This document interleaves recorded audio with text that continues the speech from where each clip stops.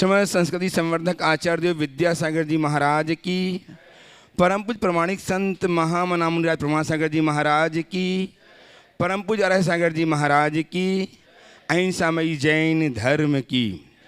भव्यजनों सर्वविदित है कि परम पूज्य आचार्य भगवान विद्यासागर जी महाराज की परम प्रभावक शिष्य महामनामुनिराज प्रमासागर जी, अरह सागर जी महाराज बीते दिवस तक धैया धनबाद में पंचकर्म प्रतिष्ठा संपन्न कराने में रत थे और कल सांझ सुसंपन्न सानंद संपन्न हुए पंचकर्म प्रतिष्ठा महोत्सव को संपन्न कर गुरुदेव ने पद विहार शुरू किया। उस ओर जहां उन्हें चातुर्मास करना है वह भूमि है सम्मेद शिखर जी सिद्ध क्षेत्र, यह उनका चातुर्मास होना है। ऐसे परम गुरुदेव आज सौभाग्य से विराजमान हैं mount fort school academy Rajganj Dhanbad में। अति सुंदर स्कूल, भव्यता को लिए हुए स्कूल, इसमें विराजमान है गुरुदेव और आप हम सब विराजमान हैं गुरुदेव के श्रीमुख से अपनी शंकाओं के समाधान सुनने के लिए। और विराजमान है वे सारे लोग अपने अपने घरों में जो पारायण चैनल के माध्यम से अपनी शंकाओं को समाधान देकर के जीवन को धन्य कर रहे हैं और प्राप्त कर रहे हैं नई ऊर्जा और उन्नयन का एक मार्ग। आज हम पुनः तत्पर हैं गुरुदेव के श्रीमुख से अपनी शंकाओं के समाधान सुनने के लिए। हम समाधान पाएँ उसके पूर्व मैं चाहता हूँ कि गुरुदेव का वरदहस्त आशीष के ऊपर हम पर आच्छादित हो। अतः मैं मेरे साथ निवेदन कर रहा हूँ कि मेरे साथ उच्चारें नमोस्तु महाराज श्री, नमोस्तु महाराज श्री, नमोस्तु महाराज श्री। मैं बड़े हर्ष के साथ आमंत्रित कर रहा हूँ इस स्कूल की चेयरमैन श्रीमती आशा जी अग्रवाल को। आशा जी अग्रवाल, डायरेक्टर श्रीमान मनीष जी, श्रीमती बिशा जी एवं उनकी सुपुत्री शिवान्या अग्रवाल, वे आएँ गुरुदेव के चरणों की अभिवंदना करें, आशीर्वाद प्राप्त करें। इन्होंने इतनी सुंदर व्यवस्था में दी है आज गुरुदेव की आहार की चर्या से लेकर के प्रोग्राम तक कि हम धन्य हो गए हैं। अतः हम उनका सम्मान भी करना चाहेंगे। मैं आवेदन निवेदन कर रहा हूँ गुणातन के महामंत्री श्रीमान अशोक जी पांड्या साहब एवं श्रीमान राजेश जी से, छरिया गुणातन के ट्रस्टी, वे आएँ, इनका अभिनंदन की पगड़ी लगा करके इनके मस्तक पगड़ी बांधें लगाएँ और इनका सम्मान करें। तालियां लगातार बजती रहें। श्रीमान आइए श्रीमान अशोक जी पांड्या साहब महामंत्री गुणायतन, खत्म हो गए, लगाइए। श्रीमती आशा जी अग्रवाल जो चेयरमैन है इस स्कूल की, और साथ ही आमंत्रित कर रहा हूं इस स्कूल के प्रिंसिपल श्रीमान राजेश कुमार जी को, वो भी आए गुरुदेव के चरणों की अभिवंदना करें, आशीर्वाद प्राप्त करें। श्रीमान राजेश कुमार जी जिनकी मानस को देख करके, जिनके मंतव्य को देख करके, जिनकी भावनाओं को देख करके हम अभिभूत हुए हैं, ऐसे श्रीमान राजेश कुमार जी आए और इनका सम्मान करेंगे गुणायतन के महामंत्री श्रीमान अशोक जी पांड्या साहब, श्रीमान राजेश जी सरिया। गुरुदेव इस कार्यक्रम को आज कुछ ऑनलाइन प्रश्नों के माध्यम से प्रारंभ करना चाह रहा हूं। पहला प्रश्न श्रीमान प्रवीण कुमार जी जैन, गढ़ाकोटा जिला सागर, आपके चरणों में बारंबार नमस्ते करते हुए जानना चाहते हैं कि गुरुदेव इस पंचम काल में सुख कम, सुख का आभास ज़्यादा होता है, ऐसा क्यों कहा जाता है, ऐसा क्यों होता है, सच्चा सुख क्या है एवं उसे प्राप्त करने का उपाय क्या है, कृपया प्रेरित कीजिए। बहुत अच्छा सवाल है। आज के इस दौर में लोगों को सुख की अनुभूति कम, सुख का आभास अधिक होता है। इसकी मूल वजह भौतिकता की दृष्टि। हर मनुष्य भौतिक संसाधनों से सुख की कामना करता है, लेकिन ये भूल जाता है कि भौतिक संसाधनों में सुख की अनुभूति नहीं होती, उसका क्षणिक आभास मात्र होता है, क्योंकि कालांतर में वही सुख दुख का कारण बन जाता है। ठीक वैसे ही जैसे शरीर के किसी अंग में खाज हो तो खाज खुजाते समय सुख की अनुभूति होती है कि नहीं होती? होती है। जितनी देर खाज खुजाते हैं अच्छा लगता है और बाद में उतनी ही जलन होती है। मनुष्य की भी यही दशा है। पांचों इंद्रियों के विषयों के माध्यम से वह सुख की अनुभूति करता है, उसके अभिप्राय में सुख होता है, वो मानता है कि मैं सुखी हूँ, पर उसके अंदर सुख होता नहीं। जैसे एक आदमी नंगे पांव चल रहा हो और उसके मन में कोई विकल्प न हो, निश्चिंतता से चल रहा हो, और एक दूसरा व्यक्ति है जो ब्रांडेड जूता पहना हुआ है और वो जूता उसे काट रहा है। बताइए दोनों में कौन सुखी है? काटने वाला जूता पहने हुआ व्यक्ति या बिना जूतों के नंगे पांव चलने वाला व्यक्ति? कौन सुखी है? हाँ, बस बिना जूतों के नंगे पांव चलना सुख की अनुभूति है, और जूता पहनकर काटने का दर्द सहते हुए चलना अभिप्राय का सुख है, सुख की मान्यता है। हर व्यक्ति ऐसे ही कांटों का ताज पहन करके चलता है। वो सत्ता में, शक्ति में, संपदा में और संबंधों में सुख खोजता है, जबकि सुख मनुष्य के हृदय में है।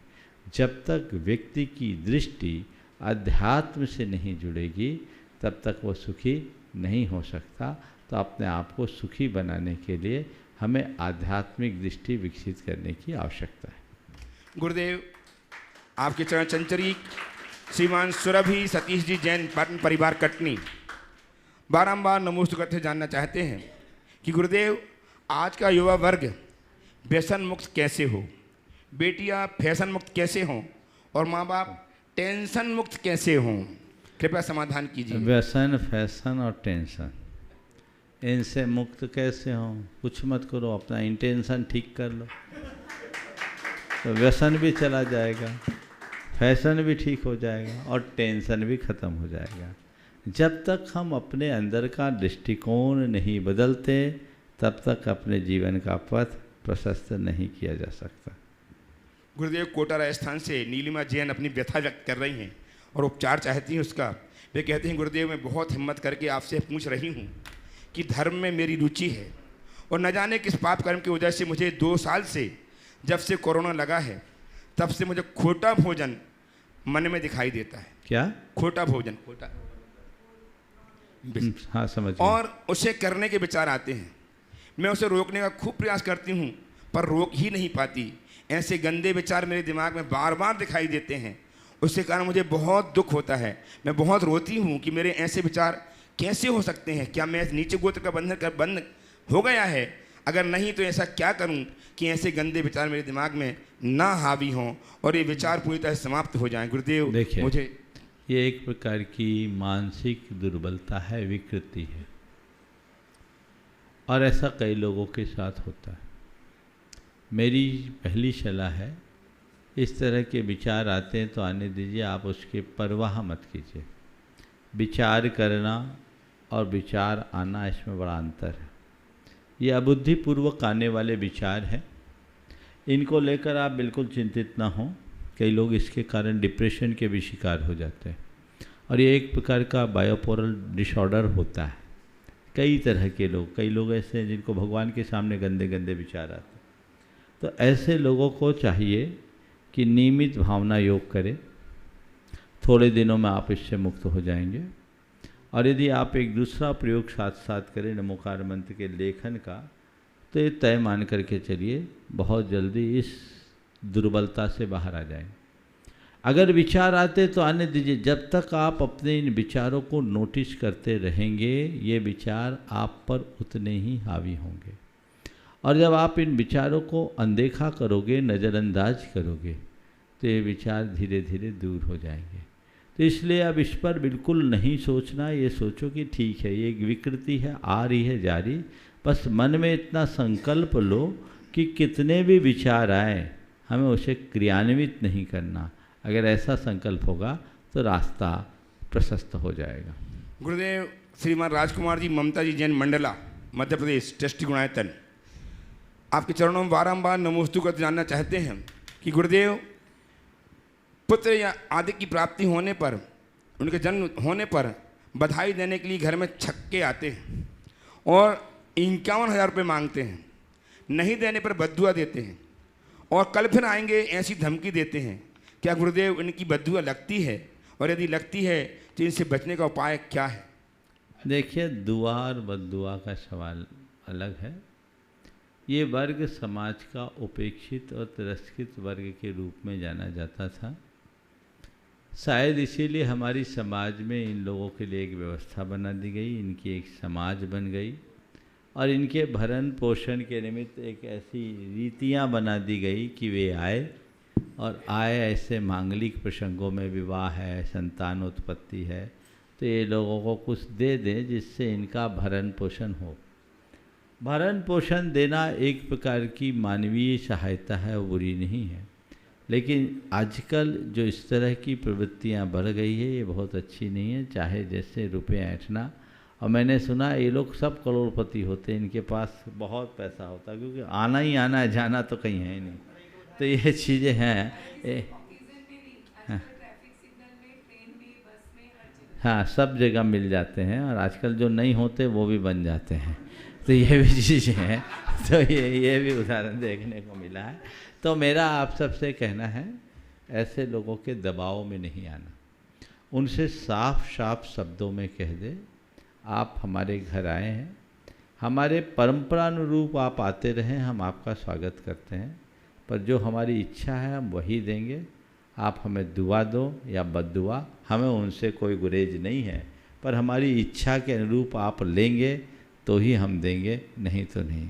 एक व्यक्ति था जो हम लोगों के संपर्क में था, अभी भी शायद जीवित होगा, स्थान का नाम नहीं बताता क्योंकि इनके समाज का बड़ा नियम रहता है। वो मूलतः जैन था और फिर संपर्क में आने के बाद, साधुओं के संपर्क में आने के बाद उसमें बड़ा बदलाव आया। वो इतनी मोटी तो चेन पहनता था और अपने हिसाब बताया तो करोड़ों का मालिक था। उनका एक इलाका होता, उस एक इलाका का एक ही मुखिया होता है और उसके अंतर्गत जितने होते, क्योंकि संख्या इनकी बहुत ज़्यादा नहीं है, तो इनके पास धन की कोई कमी नहीं है। कुल की परंपरा के अनुरूप ये आते रहे हैं, सदियों से इनका ये कार्य होता रहा है। हमारे समाज के एक उपेक्षित अंग है, उनको देना गलत नहीं कहूँगा, ये धर्म नहीं है, मानवीय भावना है, लेकिन इसमें जो दुरुपयोग हो रहा है वो उचित नहीं है और आप लोगों को डरना नहीं चाहिए, मन में किसी तरह का भय नहीं रखना चाहिए कि उनकी बद्दुआ से मेरा बिगाड़ होगा या उनकी दुआ से सुधार होगा। ऐसे लोगों की दुआ बद्दुआ लगती होती तो पता नहीं दुनिया कितनी बार भस्म हो गई होती। इसलिए ये एक प्रकार का भ्रम है, अंधविश्वास है, इससे बचना चाहिए और दृढ़तापूर्वक गंभीरता से काम करना चाहिए। और यदि वो कोई ज़्यादती करे तो जो भी हमारे अपने नागरिक अधिकार है उनका प्रयोग करना चाहिए। गुरुदेव अंकित जैन, इंदौर, आपके चरणों में बारंबार नमोस्तु करते हुए जानना चाहते हैं कि गुरुदेव, जब कोई व्यक्ति कोई बड़ा पाप करता है और चाह कर भी किसी और को उस पाप को बता नहीं पाता है, तो महाराज श्री उस पाप का प्रायश्चित क्या होगा और हम इस पाप करने की आदत को कैसे छोड़ सकते हैं? भावना योग के साथ साथ क्या करें कि यह आदत जल्द से जल्द छूट जाए? देखिए, अगर किसी के द्वारा कोई पाप हो गया तो सबसे पहला काम तो पाप के प्रति ग्लानि और पश्चाताप का भाव हो, उस पाप की पुनरावृत्ति न करने का मन में संकल्प हो और गुरुजनों के पास जाकर हृदय खोलकर उसका प्रायश्चित मांगे। छिपा कर के पाप साफ नहीं होता, गुरु को बताकर जो वास्तविकता है उसको प्रकट करके ही आप अपने पापों का प्रक्षालन कर सकते हैं, दूसरा कोई मार्ग नहीं। अंतिम माननीय प्रश्न महाराज श्री गुणमाला जी निर्मल कुमार जी जैन, रुठियाई, जिला गुना, आपके चरणों में कोट से नमोस्तु अर्पित करते हुए जानना चाहती हैं, गुरुदेव, क्या आध्यात्मिक विकास चारित्र धारण किए बिना भी हो सकता है? आध्यात्मिक विकास का मतलब क्या है? जीवन के गुणात्मक परिवर्तन का नाम ही तो आध्यात्मिक विकास है और गुणात्मक विकास ही तो चरित्र का विकास। तो अगर मेरे चरित्र में ही परिवर्तन नहीं तो अध्यात्म में क्या विकास करेंगे? अध्यात्म की बातें करना और बात है और आध्यात्मिकता को आत्मसात करके जीवन जीना और बात है। जब तक हमारे व्यवहार में अध्यात्म नहीं उतरे तब तक की आध्यात्मिकता कोरी बातें समझना चाहिए और व्यवहार में अध्यात्म का उतर जाना ही हमारे चरित्र का निर्माण है। तो हमारा चरित्र आध्यात्मिक होना चाहिए। इस सवाल को अगर इस तरीके से पूछा जाता कि आध्यात्मिक दृष्टि के अभाव में केवल सच्चरित्र से ही जीवन का उत्थान हो सकता है क्या, तो मैं इसका उत्तर ये देता कि सच्चरित्र से व्यक्ति एक अच्छे व्यक्ति के रूप में जाना जाता है और आध्यात्मिकता से जुड़ जाने के बाद एक अच्छे व्यक्ति का निर्माण होता है। तो चरित्रवान व्यक्ति जब अध्यात्मनिष्ठ हो जाए तो उसके भीतर एक अच्छे व्यक्तित्व का निर्माण होगा जो उसके जीवन व्यवहार को भी सुधारेगा और उसकी आत्मा की भी उन्नति करेगा। और अब शेष कार्यक्रम के लिए मैं आमंत्रित कर रहा हूँ, सादर आमंत्रित कर रहा हूँ श्रद्धेय भैया अशोक जी लिधौरा को, जो हमारे साथ में हैं और अनेक सूचनाओं के साथ इस कार्यक्रम को गति प्रदान करेंगे। श्रद्धेय भैया अशोक जी।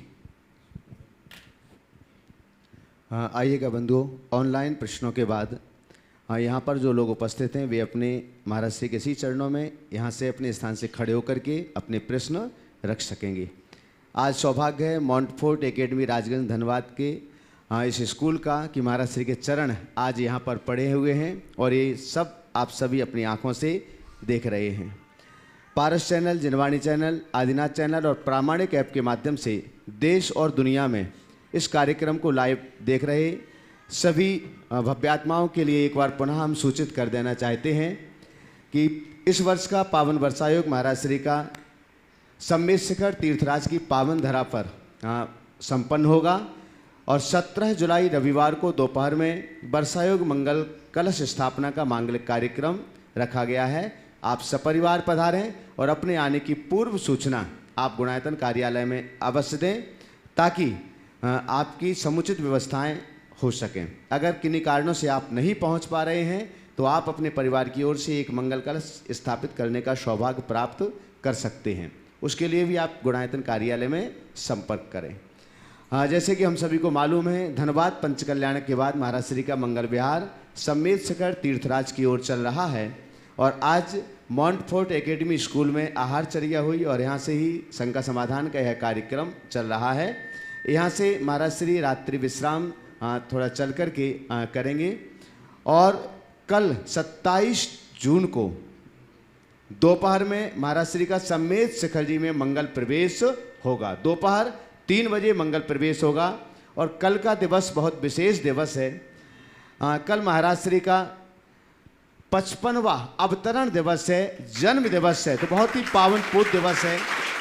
आज आप लोगों के लिए आप सब बड़े सौभाग्यशाली लोग हैं जो महाराज श्री के अवतरण की पूर्व बेला पर ये सौभाग्य आपके लिए मिला हुआ है। इस स्कूल में जितने भी लोग रहते हैं, इससे जुड़े हुए जो लोग हैं, प्रबंधकारिणी से जुड़े हुए जो लोग हैं, आप सबका भी सौभाग्य है कि महाराज श्री के जन्मदिन की पूर्व बेला में ये सौभाग्य आपके लिए मिला है।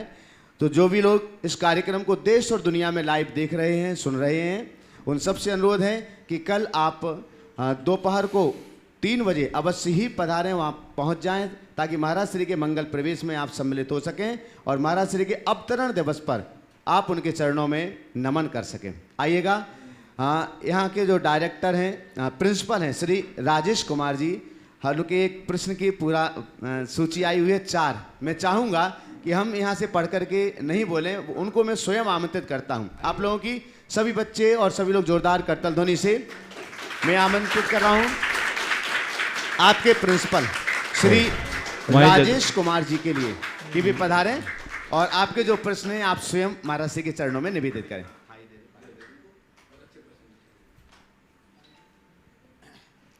गुरु महाराज जी को मेरा सादर नमन है। मेरा पहला प्रश्न है, कर्म के बंधनों से बचने के लिए मनुष्य निष्काम कर्म कैसे कर सकता है?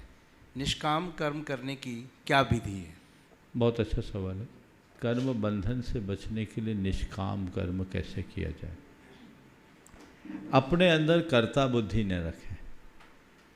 मैं कर रहा हूँ इस भाव को हटाएं, मैं करने में निमित्त बन रहा हूँ इस भाव को जगाएं। जब मनुष्य कर्तृत्व की भावना से शून्य होकर कर्तव्य के भाव से कोई कार्य करता है तो उससे कर्म होता है पर उसका बंध नहीं होता, क्योंकि उसके प्रति उसके मन में कोई आसक्ति नहीं। ये दृष्टि और धारा अपने अंदर विकसित करनी चाहिए जिससे हमारे जीवन का पथ सहजता से प्रशस्त हो सके। बोलिए आप, बोलिए। हाँ, इसमें ये कर्म करने के लिए कर्ता का भाव ना आए, मेरा यही था प्रश्न कि इसमें मार्गदर्शन करें कि हम में ये कर्ता का भाव अक्सर आ ही जाता है। बहुत अच्छा। उससे कैसे बचा आपका जाए? बिल्कुल इसका पूरक सवाल है कि कर्ता भाव मन में ना आए उसके लिए क्या करें। वस्तु के स्वरूप का विचार करें। मन में एक बात सदैव स्थापित करें कि होता स्वयं जगत परिणाम, मैं जग का करता क्या काम। जो भी काम होते हैं मैं निमित्त मात्र हूँ। कार्य हो रहा है, मैं कर नहीं रहा हूँ। सब अपने अपने स्वभाव से हो रहा है।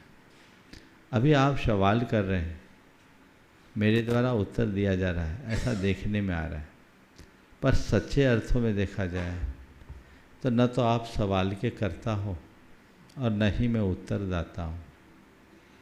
क्यों? आपने सवाल किया, कैसे किया? अंदर विचार आए तब किया? विचार आने मात्र से कर लिया क्या? आपको ये संयोग मिला तब किया? संयोग मिलने मात्र से सवाल कर लिया क्या? आपके मुख ने काम किया, आपकी जिह्वा ने काम किया, आपके कंठ ने काम किया, तब आप सवाल कर पाए। आपका शरीर काम किया कि आप खड़े होकर के कुछ पूछ सके, बोल सके, तब ये सवाल आप कर पाए। तो आपने ये सवाल किया कि आपके शरीर, आपके मुख, आपके कंठ, आपके विचार सब कुछ मिलकर ये अनुकूल संयोग बनाए, तब किया। इस सवाल के कार्य में आपके अंदर उत्पन्न होने वाला भाव और विचार एक निमित्त बना। उस निमित्त के परिणाम स्वरूप सारी चीज़ें जुड़ी, तब ये कार्य हुआ। इसी तरह उत्तर के संदर्भ में भी मैं उत्तर दे रहा हूँ, देखने में आ रहा है, पर मैं उत्तर कब दूंगा? जब आप पूछोगे तभी तो। पूछना ही नहीं होगा तो उत्तर कहाँ से? तो पहला निमित्त तो आप बने कि आपने सवाल किया, फिर मेरा सारा तंत्र काम करा, तब मैं उत्तर दे पा रहा हूँ। तो दे रहा हूँ ये दिख रहा है, देने में निमित्त बन रहा हूँ ये यथार्थ है। तो जब तक वस्तु को भेद विज्ञान नहीं होता, व्यक्ति को जब तक भेद विज्ञान नहीं होता, वस्तु स्वरूप का ज्ञान नहीं होता, कारण कार्य की व्यवस्था का परिज्ञान नहीं होता, तब तक वो झूठा अहंकार करता है कि ये सब मैंने किया। बस उसको हटा दो। हुआ है, मैं करता नहीं हूँ, मैं निमित्त हूँ। अगर आ भी जाए ना तो उसे धीरे से हटाओ। कदाचित करो भी तो उसमें अपने आप को ज़्यादा शामिल मत करें, तो हम इस कर्ता भाव से अपने आप को बचा सकते हैं। धन्यवाद। दूसरा प्रश्न है, पूर्व जन्मों में किए हुए कर्मों के कारण इस जन्म में मिलने वाले दुखों को मनुष्य कैसे कर्म कर सकता है या समाप्त कर सकता है? देखिए, पूर्व जन्म में किए गए पापों को या कर्मों या दुख से उत्पन्न दुखों को इस जन्म में बहुत सहजता से दूर किया जा सकता है। बल्कि अपने सारे कर्मों और दुखों का अंत हम इसी जीवन में ही कर सकते हैं, अन्यत्र नहीं। और केवल पूर्व जन्म का नहीं, हम अनंत जीवन का कर सकते हैं। उसके लिए कुछ नहीं करना है। अज्ञान से हम कर्म बांधते हैं जो दुख को उत्पन्न करते हैं, ज्ञान से कर्म को काट सकते हैं जो हमारे लिए सुख को प्रदान करते हैं। तत्व ज्ञान करें, चीज़ों को केवल जाने और देखें, उनसे प्रभावित ना हो। समझ गए? केवल जाने और देखें, उससे प्रभावित ना हो। न किसी से हम अटैच हो, न डिटैच हो, सहज बने रहे।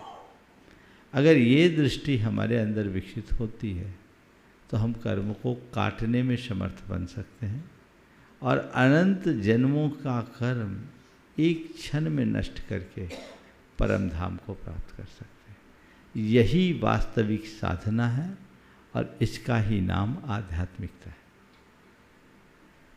मेरे प्रश्नों का समाधान मिला? हाँ, और है तो पूछ सकते हैं आप। अच्छा। आप पूछिए, अच्छे सवाल आप। ठीक है। एक प्रश्न और है, मनुष्य मोह और लालच से बचकर कैसे रह सकता है? इसमें लिप्त हुए बिना जीवन जीने का उपाय क्या है, रास्ता क्या है? मोह और लालच से बचने के लिए भी एक तो ज्ञान है और दूसरा वैराग, जिसे अपने वास्तविक स्वरूप का ज्ञान हो जाता है, जिसे एकदम स्पष्ट दिख जाती है, तो उसकी आसक्ति समाप्त होती है। और जब आसक्ति खत्म होती है तो लालच भी नष्ट होता है और मोह भी नष्ट होता है। तो हम अपनी आसक्ति को समाप्त करें, वस्तु के स्वरूप को जानकर जब हमें समझ में आता है कि ये वास्तविकता कुछ और है, तो उधर आकर्षण खत्म होगा। जीवन के अनुभव से भी ये हम सीख सकते हैं। किसी व्यक्ति के प्रति यदि किसी का बहुत गहरा लगाव हो,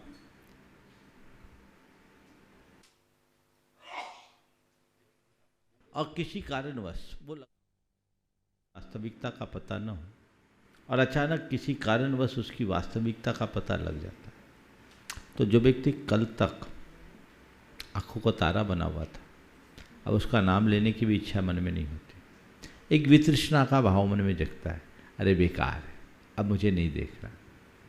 इसी तरह जब व्यक्ति को वस्तु स्वरूप का ज्ञान हो जाता है, तो वही चीज़ें उसे अर्थहीन लगने लगती है जिनके लिए वो कल तक पागल रहता था। भ्रम टूटता है, यथार्थ का ज्ञान होता है, वह जीवन की वास्तविकता के रास्ते को अंगीकार करके अपना पथ प्रशस्त करता है। गुरु महाराज जी, क्या निमित्त का भाव आ जाने से कि मैं निमित्त मात्र हूँ, ईर्ष्या और द्वेष खत्म हो सकते हैं? सारी दुर्बलताएं दूर हो सकती है अगर हमने उसको अपने भीतर विकसित कर लिया। कोटिश धन्यवाद, श्री चरणों में कोटिश धन्यवाद। हाँ, बहुत बहुत धन्यवाद श्री राजेश जी, जो इस मॉन्टफोर्ट एकेडमी के प्रिंसिपल हैं। अब मैं आमंत्रित कर रहा हूँ इस मॉन्टफोर्ट एकेडमी के डायरेक्टर साहब के लिए श्री मनीष जी, श्रीमती विशा जी अग्रवाल एवं सुपुत्री शिवान्या अग्रवाल पधारें। आपकी करतल ध्वनि के बीच मैं उन्हें आमंत्रित करता हूँ कि भी यहाँ पधारें और अपने मन के विचार महाराज श्री के चरणों में व्यक्त करें प्रश्न के रूप में। इसके बाद में तैयार रहेंगे इस एकेडमी के विद्यार्थीगण। मयंक।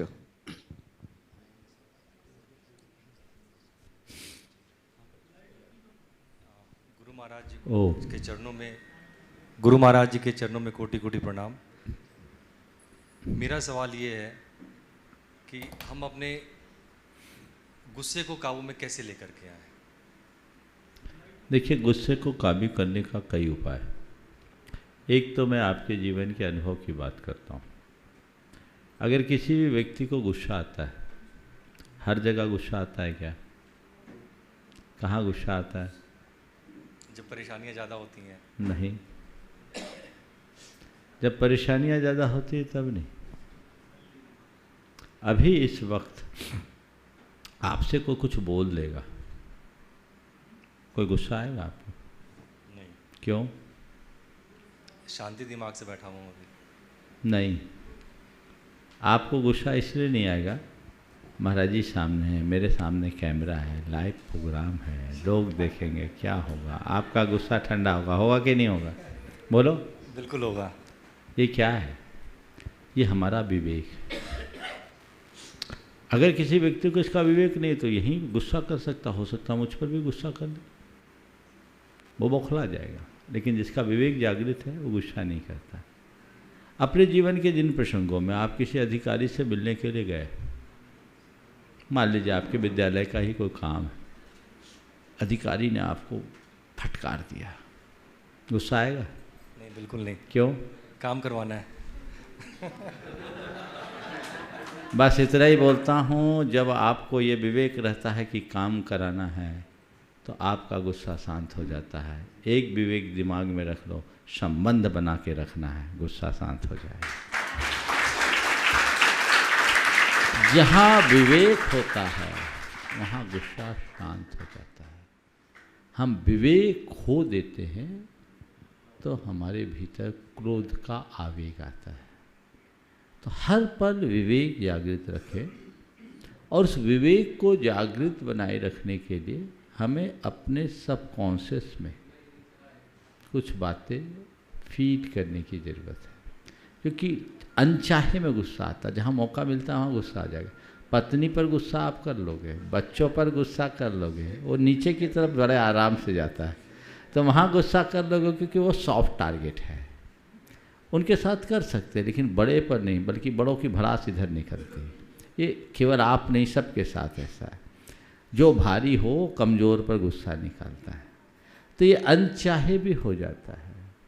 अब उसे रोकना है, उससे अपने आप को बचाना है। एक उपाय, और बड़ा प्रयोग सिद्ध उपाय है, भावना योग करें। और भावना योग के साथ साथ एक कमांड, जो एक प्रकार का ऑटो सजेशन है। अगर आप इस दुर्बलता से ग्रसित हैं, आप 90 दिन तक लगातार करिए और फिर मुझसे मिलिए। मुझे शांत रहना है, मुझे शांत रहना है। केवल इसको एक मंत्र बनाकर 108 बार रोज दोहराइए। किसी एकांत स्थान पर, घर के छत पर, खुले स्थान पर बैठ जाइए और अत्यंत दीर्घ और लयात्मक स्वरों में कीजिए। अपने मोबाइल के रिंगटोन में बना लीजिए, मुझे शांत रहना है। अपने ऑफिस के चेंबर में लिख के रख लीजिए, मुझे शांत रहना है। अपनी गाड़ी में लिख लीजिए, मुझे शांत रहना है। अपने घर के दरवाजे में लिख लीजिए, मुझे शांत रहना है। आप करके देखिए, फिर जब गुस्सा आएगा ना, तो अंदर से आवाज़ आएगी, मुझे शांत रहना है। ऐसा अनेक लोगों पर मैंने प्रयोग कराया है। जो प्रचंड क्रोधी थे, वे शांति मूर्ति बन गए। हो सकता है कल आपका भी रेफरेंस आ जाए। ये प्रयोग कीजिए। बस मुश्किल ये है कि लोग प्रिस्क्रिप्शन तो लिखवा लेते हैं, दवाई नहीं खाते हैं, इसलिए बीमारी बने हैं। अपनी बीमारी को जड़ मूल से हटाने का यही रास्ता है। महाराज जी बहुत बहुत धन्यवाद। मॉन्टफोर्ट एकेडमी के 5 बच्चों को हम एक साथ बुला रहे हैं। भी अपना नाम बोलेंगे और महाराज श्री से क्या पूछना है वह भी आप पूछेंगे। मयंक, ऋषभराज, मोहित कुमार, दिनेश्वर और अमित कुमार महतो। 5 बच्चे खड़े हो जाएं एक साथ।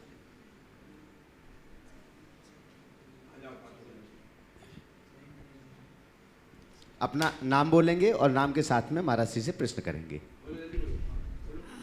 मेरा नाम मयंक है। मेरा यह सवाल है कि मैं अपने ज़िंदगी में बदलाव कैसे ला सकता हूँ। बहुत अच्छा सवाल। छोटे से बच्चे ने बहुत बड़ा सवाल किया, और ये सवाल हर व्यक्ति के हृदय में उत्पन्न होना चाहिए। अपने जीवन में बदलाव लाना हम सबका अपना लक्ष्य होना चाहिए। तुमने पूछा है हम अपने जीवन में बदलाव कैसे ला सकते हैं। सबसे पहले लक्ष्य बनाओ। हम क्या करना चाहते हैं, हम क्या पाना चाहते हैं। वो जब तक लक्ष्य नहीं बनेगा तब तक बदलाव की कोई संभावना नहीं। दूसरी बात, उस लक्ष्य को पाने के लिए संकल्पित हो जाओ, ठान लो मुझे ये करना ही है। जो तुम्हारा लक्ष्य है उस लक्ष्य को सामने रखकर जीवन के बदलाव के लिए जो व्यक्ति संकल्पित होता है और उसके लिए चेष्टा करता है, जीवन में बदलाव आता है। ये एक बदलाव का रास्ता है। दूसरा रास्ता, अपने जीवन में बदलाव लाना चाहते हो, अच्छा साहित्य पढ़ो, अच्छे लोगों की बातें सुनो, समझ गए, जिससे मन को मोटिवेशन मिले। ये भी हमारे जीवन के बदलाव का एक बड़ा आधार है। हम जैसा पढ़ते हैं, जैसा सुनते हैं, जैसे लोगों के बीच रहते हैं, जैसा अनुभव करते वैसा हमारा जीवन बनता है। बदलाव लाना है तो जो हमें हमारे जीवन को अच्छी दिशा दे सके, हम उनके साथ चलने के लिए अपने आप को तैयार करें। जीवन में बड़ा बदलाव घटित हो सकता है। बहुत सुंदर। हाँ, अगला। आप सभी गुरुजनों के चरणों में मेरा कोटि कोटि प्रणाम। मैं ऋषभराज मॉन्टफोर्ट एकेडमी में पिछले 4 वर्षों से शिक्षा ग्रहण कर रहा हूँ। मेरा प्रश्न ये है कि मुझे हमेशा अपने आत्मविश्वास पे मुझे काफ़ी कठिनाइयों का सामना करना पड़ता है। मैं अपना आत्मविश्वास कैसे बढ़ाऊँ, इस पर आप मेरा मार्गदर्शन करें। बहुत अच्छा सवाल है। अपने आत्मविश्वास को बनाए रखने के लिए एक बहन थी जिसके मन में बड़ी समस्या थी। वो आत्मविश्वास बहुत कमज़ोर था, कोई निर्णय नहीं ले पाती थी। मैंने उसे जो समाधान दिया वही समाधान तुम्हारे लिए मैं देना चाहता हूँ। अपने आत्मविश्वास को कैसे बनाएं।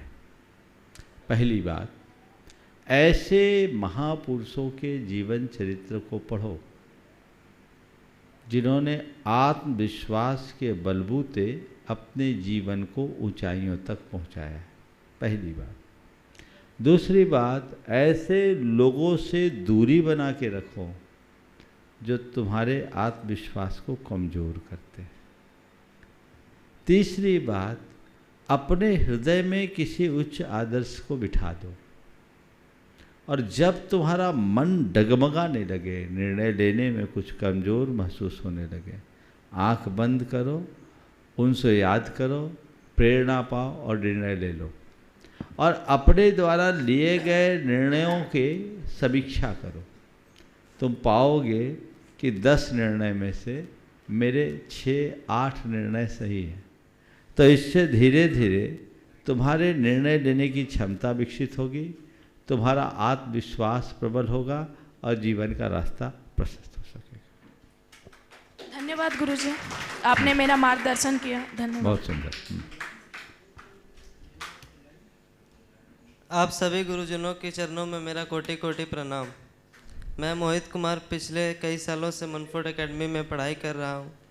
हमें अपने लक्ष्य को हासिल करने के लिए किन किन बातों को ध्यान में रखना चाहिए, और मैं अपने जीवन में जो करना चाहता हूँ क्या उसमें मुझे कामयाबी मिलेगी? बहुत अच्छा सवाल है। अपने लक्ष्य की प्राप्ति के लिए हमें किन किन बातों का ध्यान रखना चाहिए। सबसे पहले मैं कहूँगा, लक्ष्य की प्राप्ति करना चाहते हो तो अर्जुन का आदर्श अपनाना चाहिए। केवल लक्ष्य को देखना चाहिए और अपने मूलभूत लक्ष्य के अलावा कभी इधर उधर नहीं देखना चाहिए। लेकिन बड़े लक्ष्य की प्राप्ति एक दिन नहीं होती, एक दिन में नहीं होती।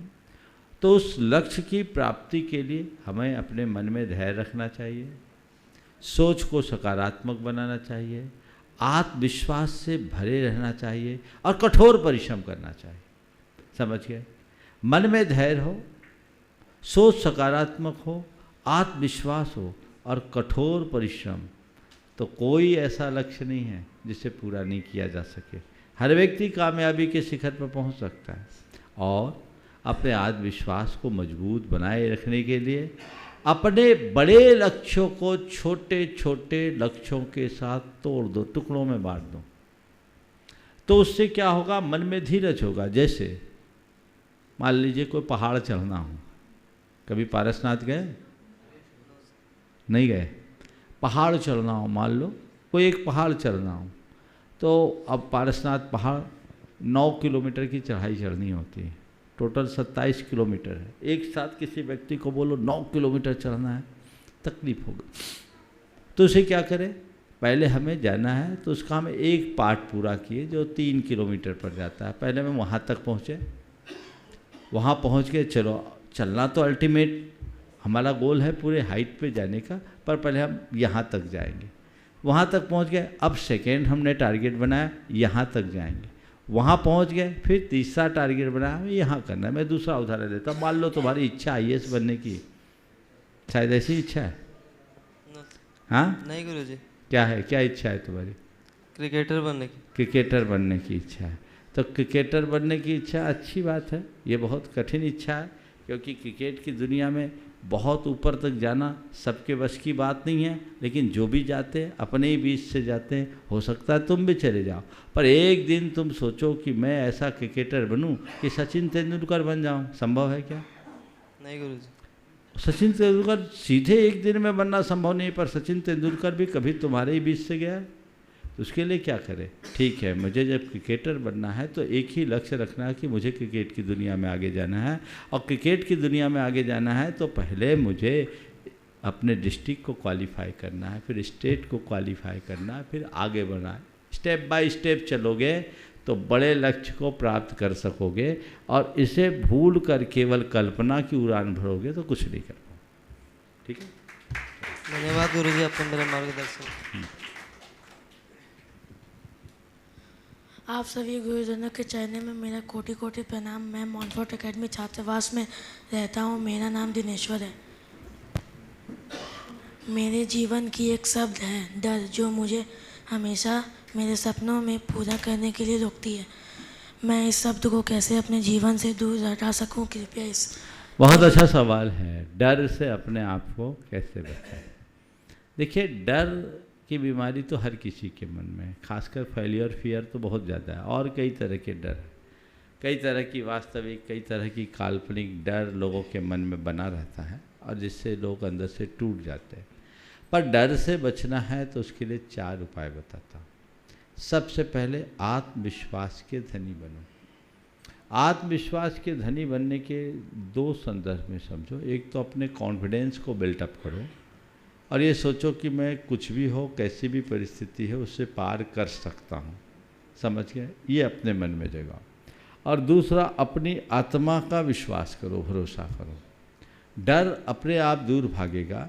आत्मा का विश्वास जिसको होता है वो डरता नहीं, क्योंकि उसको पता है हम ज़्यादा से ज़्यादा डर किस बात का, मरेंगे तो एक दिन तो सबको मरना है। और मरेगा कौन? शरीर की आत्मा? आत्मा। आत्मा नहीं मरती, शरीर मरता है। कौन मरता है? शरीर। हाँ, ये शरीर मरता है। शरीर जिस दिन जाना जाएगा, लेकिन आत्मा कभी नहीं मरती। आत्मा का कुछ नहीं होता, वो अजर अमर अविनाशी है। इसलिए मुझे, जब मैं आत्मा हूँ तो मुझे डरना किस बात का। और बाहर व्यवहार में अपने आप को इतना कॉन्फिडेंस से भर के रखो कि कुछ भी स्थिति हो मैं उसे पार कर लूँगा, पहली बात। दूसरी बात, डर से बचने का सोच को सकारात्मक रखो। जिसकी सोच सकारात्मक होती है उसके हृदय में डर कभी हावी नहीं होता, वो अपने जीवन को बहुत अच्छे तरीके से आगे बढ़ाने में समर्थ हो जाता है। तो सोच अच्छी रखो। अच्छी सोच, सकारात्मक सोच मनुष्य को बहुत ऊंचा उठा करके ले जाती है। तो आत्मविश्वास रखिए। दूसरी बात, अपनी सोच को सकारात्मक बना करके चलने की कोशिश करें। डर कभी अपने मन में हावी नहीं हो सकता। यदि इन बातों को सामने रखोगे तो फिर कुछ भी होगा, कुछ नहीं होगा। तीसरी बात, अपने आप को पूर्ण मानो, अपूर्ण मत मानो। मैं परफेक्ट हूँ, मैं कैपेबल हूँ, कुछ भी होगा मैं कर लूँगा। ये सोच अपने अंदर है तो दूसरों पर डिपेंडेंसी ख़त्म हो जाएगी, तो डर ख़त्म हो जाएगा। समझ गए? तो ये बातें अगर अपने हृदय में धार लोगे तो फिर डर तुम्हारे सामने नहीं होगा और अंधविश्वास से भी मुक्त हो जाओगे। समझ गए? जो होगा अच्छा होगा, जो होना होगा वही होगा। ये विचारधारा जब मन में बैठ जाएगी तो डर कभी भी नहीं सताएगा। धन्यवाद गुरुदेव।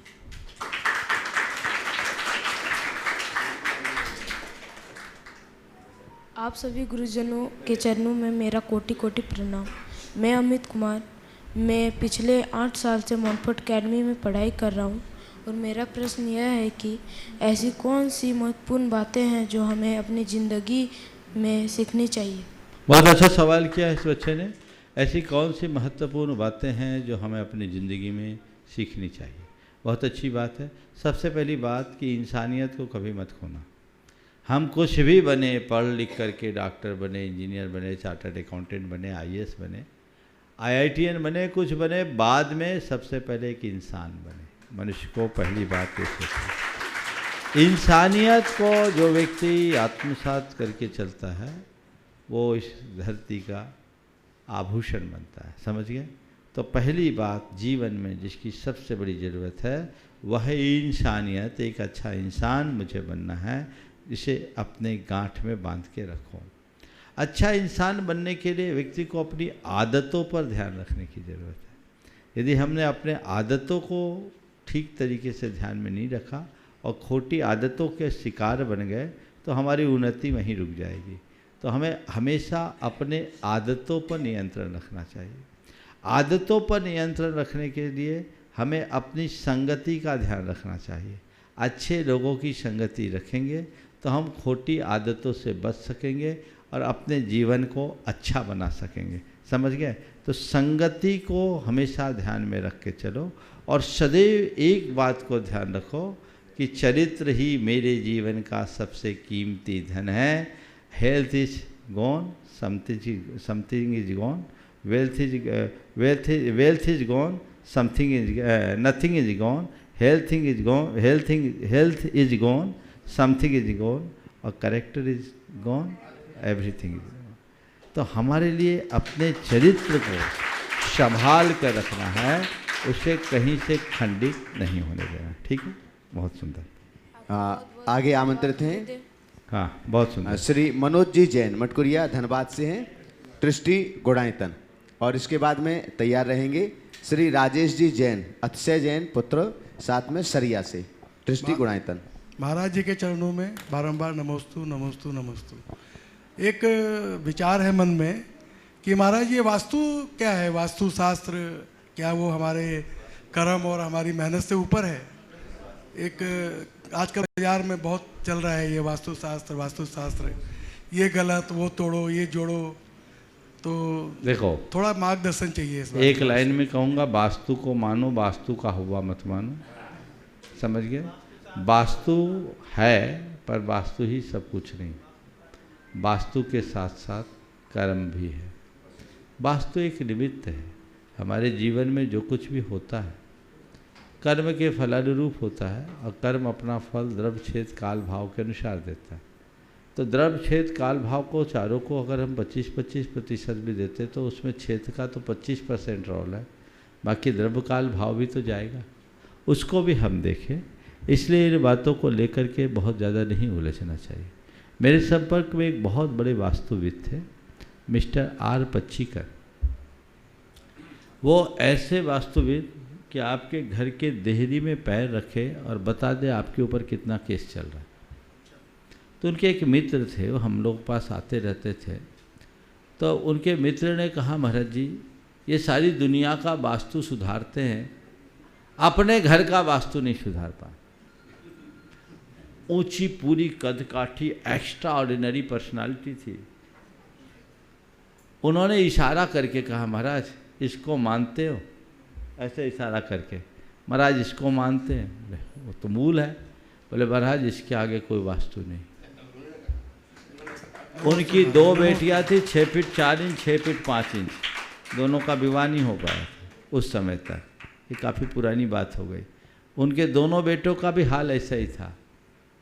बोले महाराज इसके आगे कुछ नहीं है, जब तक मनुष्य का स्टार बुलंद है वास्तु का कोई दोष नहीं लगता, और जिसके स्टार कमज़ोर हो जाते हैं उसके लिए वास्तु के बड़े बड़े दोष हो जाते हैं। तो वास्तु को हमें उस तरीके से देख करके चलना चाहिए और अपने जीवन को बेहतर बनाना चाहिए। भाग्य से ऊपर वास्तु नहीं है। वास्तु को मानो जितना बन सके, पर वास्तु के से ऊपर वास्तविकता है, इसे जरूर पहचान।